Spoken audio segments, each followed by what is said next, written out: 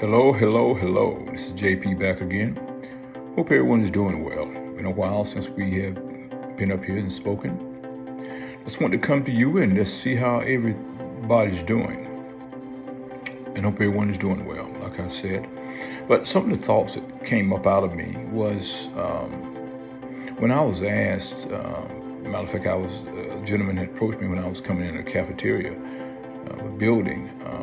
He asked me, how you doing? I'm doing well. When you can get up and walk with your own 2 feet and, your own 2 feet, and you can breathe at your own lungs, no one picking you up and bringing you in on a wheelchair, and you're in your right mind, you're breathing, but not through a breathing tube, no one diagnosed with no sickness or disease, illness, I said, it's a good day. He's like, wow. Okay, and this gentleman here surprised me because he's supposed to have everything together, And I'm like, okay.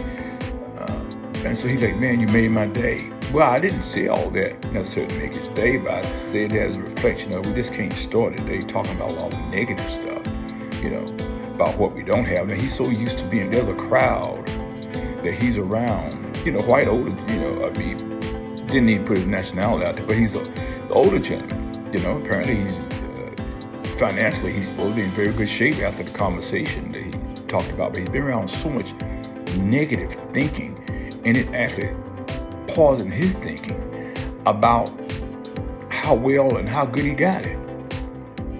Then I said, look at those your feet there. I said, you own those. They're yours. You walked in on your own. No one put you in on a wheelchair, right? Like, no, they didn't. I said, you just spoke back to me. You're not speaking to me through a tube. I said, that's a good day by itself. As you stand up with your own might, you're walking out with your own might. He's like, yeah. He said, man, thank you so much for just reminding me, put me back in perspective. And I think sometimes we have the habit of looking at so much that we feed into. Like I said, there's only several ways information can get in. How you speak it out of your mouth, based on what comes in your ears, and based on what you see. That mess with where you think. And you got to surround yourself with people don't look at everything as, oh, I've done something wrong, or I'm downtrodden, somebody trying to beat me, or life is beat. No. A lot of stuff come in life just to get you to the next level. Those are tests to get you to the next level. God will test you, but he will never tempt you. That is a big difference. Yes, you're going to be tested. And life going to always have tests.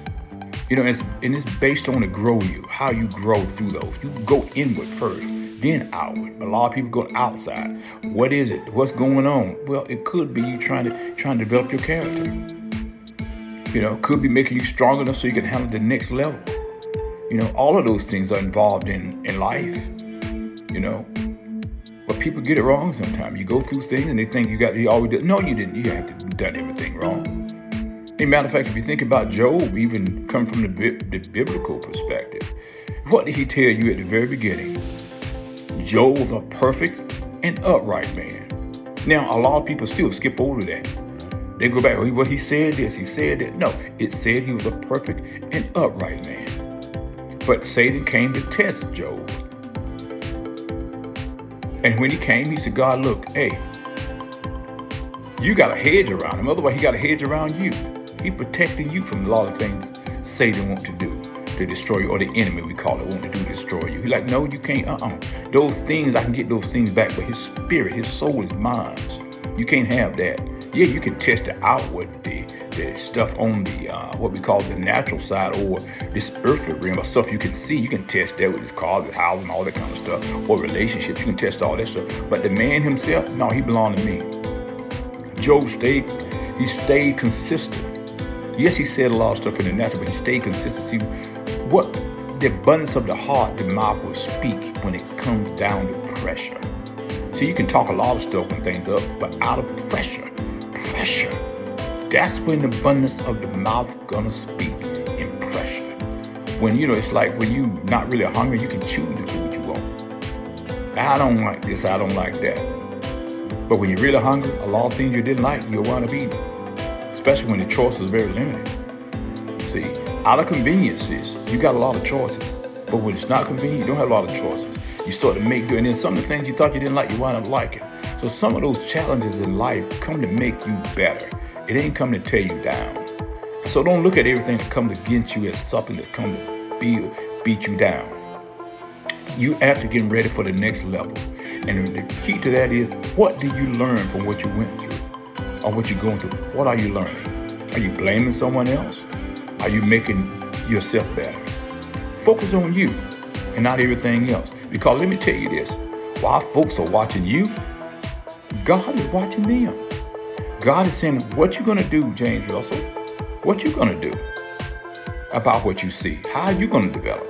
But the folks that are looking at you, God is asking them, now what you going to do with what you see? So don't worry about that. You just focus on your lane, your path, and what God has for you. And you won't miss out on it. He's the only one that knows the end before the beginning. Okay? Y'all take care the next time. Take care. Bye-bye.